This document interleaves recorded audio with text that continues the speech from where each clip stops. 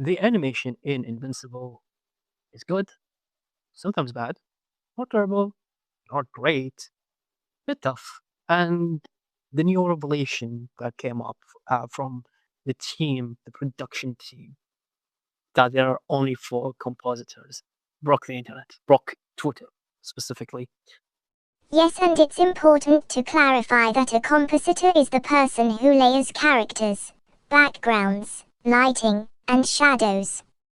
For a 40-minute show, a normal team is 10 to 20 people. Even though the comment was on a YouTube video, but was shared on Twitter, and everyone got mad. Some people went as far as saying, "Oh, that's just the animation team four." Oh, that's insane. Four is for compositors, which is still low, especially for a show of this type.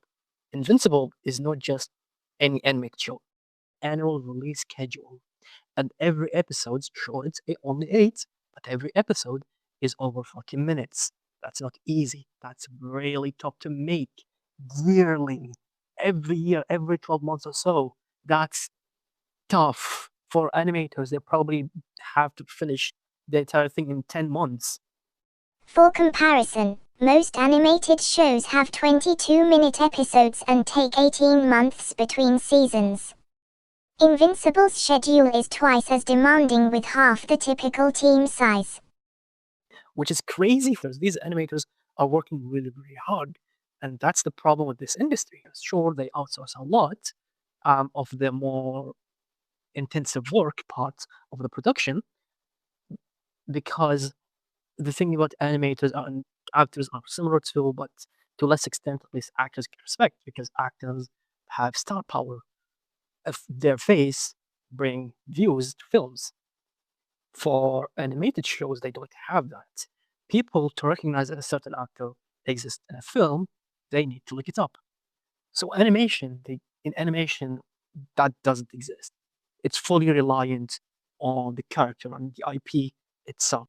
Voice actor budgets are separate from animation budgets. The A-list cast isn't stealing money from animators.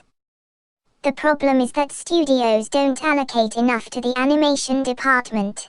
So if the IP is weak, then, well, it's done.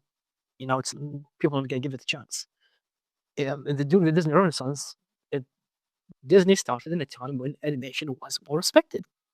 Just only because Disney started as an animation studio that's just got big because they started in the right time. Although granted, are they are literally like behind modern animation. They are the ones who started before Disney. Animation was a completely different thing. But now with the entire industry, like they lost respect to animation after like the 50s or around 60s, the respect for animation went away. In the 80s, um, they started outsourcing, which was a major issue. Animators unionized. Clearly, that didn't do them any good. They failed because, well, they outsourced the animation. They outsourced the labor workforce. Also, outsourcing isn't inherently bad. But when studios use it to cut costs instead of supplementing their teams, quality and working conditions suffer. And then, sure, for the 90s, there was this Renaissance era. And now, today, we have this issue with animation, that, especially like after 3D. I'm 3D animated because what you're watching is 3D animation, although it's more of a hybrid thing, hybrid approach to it. It also incorporates 2D elements to it. It's a hybrid animation, which is now what it has become possible to do to recent technological advancements. And this is made in Blender, free software. In the early 2000s, this wasn't even possible. This was hard to make. That's all this disrespect goes into this fact, this for compositors on Invincible, because the medium, the medium of animation does not get as much respect. Here's the thing, even Invincible animation, in the Invincible production, it wasn't easy. Last year, Kenzie here, a very popular animator on Twitter, have said that she knows people that were working on the storyboard team of Invincible, and that team got split that got cut in half last season. Why would you do that? They need more, not less. Storyboard artists plan every shot and camera angle. Halve the team, and you get simpler action, more static scenes. That directly affects animation quality.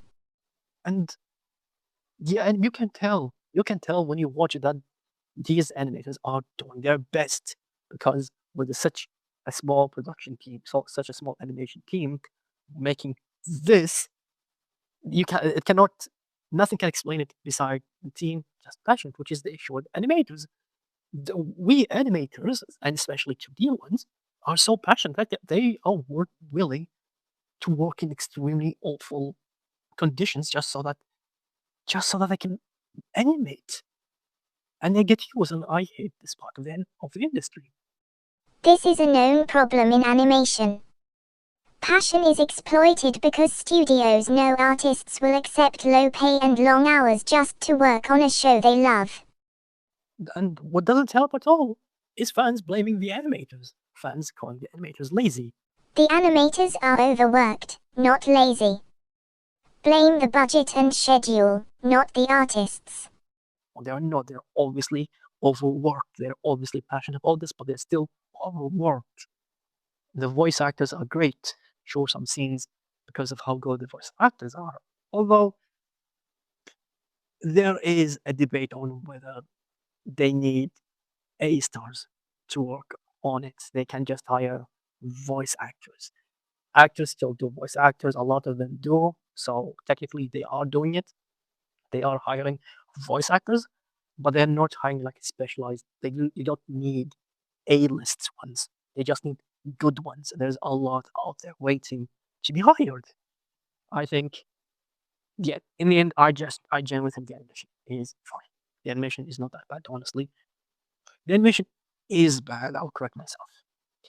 But it's not that bad, like some people say. It's watchable and it's enjoyable. And I'm gonna take it.